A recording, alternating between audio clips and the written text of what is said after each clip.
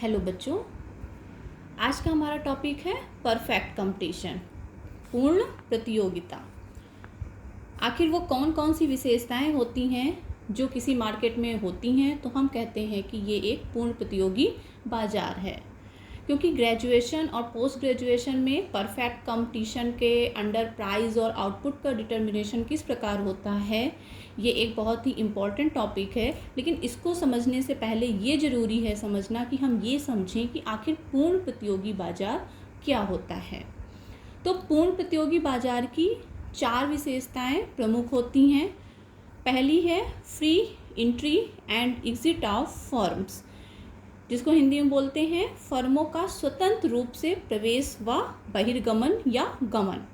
दूसरी विशेषता है a large number of buyers and sellers, क्रेताओं व विक्रेताओं की अत्यधिक संख्या। तीसरी विशेषता है होमोजीनियस प्रोडक्ट, जिसको बोलते हैं हिंदी में समरूप उत्पाद।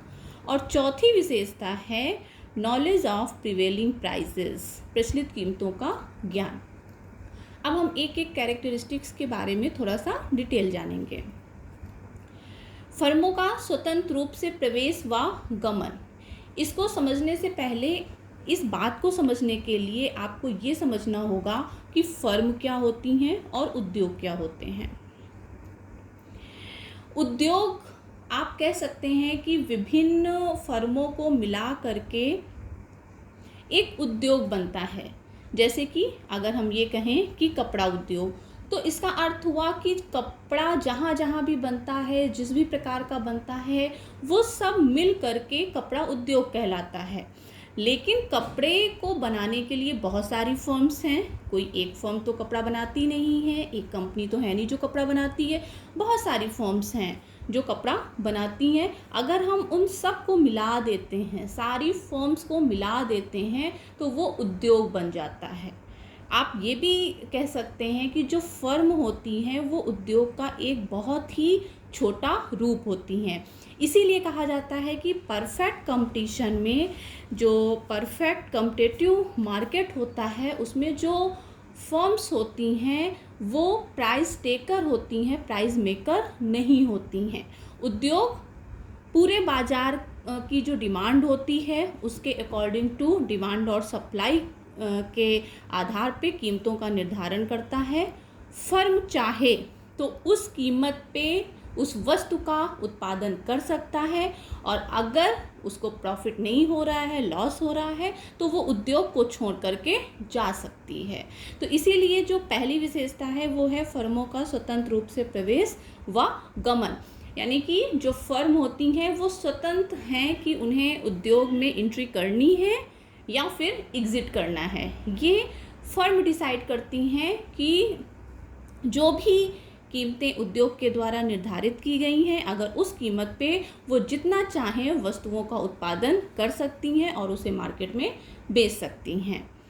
तो जो पहली विशेषता है फर्मों का स्वतंत्र रूप से प्रवेश व बहिर्गमन। फर्म चाहे तो वो उद्योग में जब चाहें एंट्री ले सकती हैं और जब चाहें वो उद्योग से बाहर जा सकती हैं। ये कॉम्पिटिटिव मार्केट की पहली विशेषता है। दूसरी है विशेषता ये है कि ऐसे मार्केट में large numbers of buyers and sellers होते हैं, यानी कि क्रेताओं और विक्रेताओं की बहुत अधिक संख्या होती है। एक वस्तु के बहुत सारे खरीदार होते हैं और उस वस्तु के बहुत सारे बेचने वाले होते हैं। तो दूसरी विशेषता ये होती है कि जो प्रोडक्ट होते हैं, जो भी कॉम्पिटिटिव मार्केट के प्रोडक्ट होते हैं, उनके लिए बहुत सारे क्रेता और विक्रेता मार्केट में अवेलेबल होते हैं। तीसरी विशेषता है समरूप वस्तु या उत्पाद। ऐसे बाजार की विशेषता ये होती है कि जिस भी उत्पाद की बात की जा रही है वो होमोजीनियस होता है। होमोजीनियस का मतलब होता है कि जो उत्पाद है वो गुण, आकार, प्रकार, विशेषता, पैकिंग, रंग, रूप सबके अकॉर्डिंग टू बिल्कुल होमोजीनियस होता है, समरूप होता है। क्योंकि प्रोडक्ट समरूप होता है इसीलिए तो उसकी एक कीमत निर्धारित होती है और उसी कीमत पे कोई भी फर्म चाहे जितना उत्पादन करके उसको बेच सकती है। और जो चौथी विशेषता होती है वो होती है प्रचलित कीमतों का ज्ञान। प्रचलित कीमतों का ज्ञान का मतलब होता है कि जो क्रेता और विक्रेता होते हैं उनको मार्केट में किसी वस्तु की क्या कीमत है इसका थोड़ा बहुत अंदाज़ा होता है। वो अनुमान लगा सकते हैं कि इस वस्तु की या एक्स वस्तु की मार्केट में कीमत क्या होगी। ऐसा नहीं होता है कि अगर हम या आप मार्केट जाते हैं और मान लीजिए हम एक वस्तु लेते हैं, मान लीजिए हम सब्जी मंडी गए और हमें आलू खरीदना है, तो हम ये सोच करके जाते हैं कि आलू का रेट 10 से 20-25 रुपए किलो होगा। हम ये नहीं सोचते हैं कि आलू 800 रुपये या 1000 रुपये किलो होगा। तो जो विक्रेता होता है वो हमें आलू का रेट 800 या 1000 रुपये नहीं बताता है। उसको भी ये पता है कि आलू का रेट 10 से 15 के बीच में है या 20 है, और जो ख़रीदार होता है उसको भी पता होता है कि आलू की प्रिवेलिंग प्राइसेस मार्केट में क्या है। भले उसको एग्जैक्ट नहीं पता होता है, लेकिन जो प्रिवेलिंग प्राइसेस होती हैं, जो प्रचलित कीमतें होती हैं, उनका थोड़ा बहुत अनुमान क्रेता और विक्रेता दोनों को ही होता है।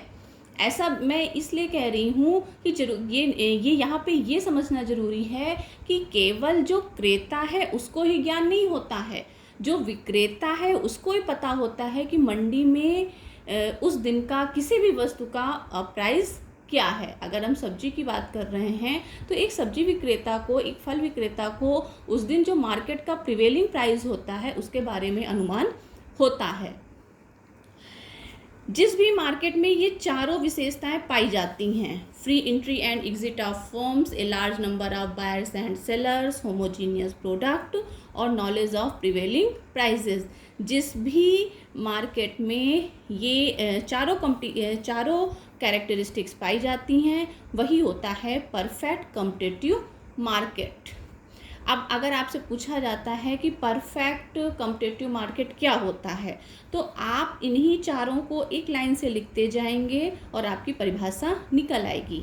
जैसे कि अगर आपको लिखना है कि पूर्ण प्रतियोगी बाजार क्या होता है, तो आप लिखेंगे पूर्ण प्रतियोगी बाजार वह बाजार होता है जहाँ पर जो फर्म होती हैं वो उद्योग में स्वतंत्र रूप से प्रवेश कर सकती हैं व उद्योग से बाहर आ सकती हैं। इस प्रकार के बाजार में क्रेताओं व विक्रेताओं की अत्यधिक संख्या होती है।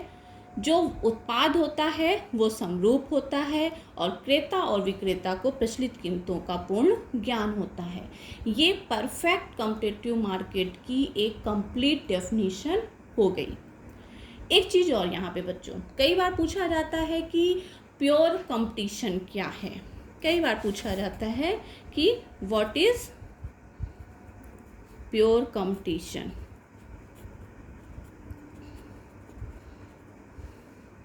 जिसको बोलते हैं शुद्ध प्रतियोगिता। पूर्ण प्रतियोगिता और शुद्ध प्रतियोगिता में बहुत ज़्यादा डिफरेंस नहीं होता है।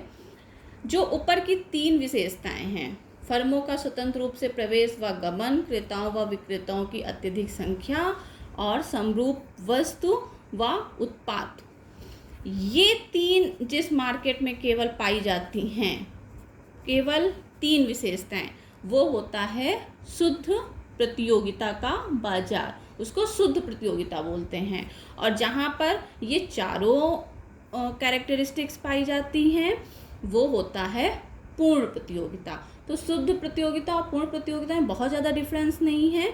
जो पूर्ण प्रतियोगिता है वो एक ब्रॉड कॉन्सेप्ट है। शुद्ध प्रतियोगिता पूर्ण प्रतियोगिता का एक नैरो कॉन्सेप्ट है। उसमें केवल तीन विशेषताएं पूर्ण प्रतियोगिता की पाई जाती हैं और जो ये चौथी विशेषता है नॉलेज ऑफ प्रिवेलिंग प्राइसेस, ये नहीं पाई जाती है।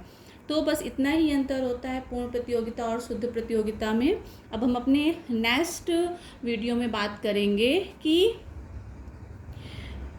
जो पूर्ण प्रतियोगी बाजार में AC वक्र, MC वक्र, AR वक्र, MR वक्र किस प्रकार से किस स्लोप के होते हैं और किस प्रकार कीमत का और उत्पादन का निर्धारण एक पूर्ण प्रतियोगी बाजार में किया जाता है। Thank you very much.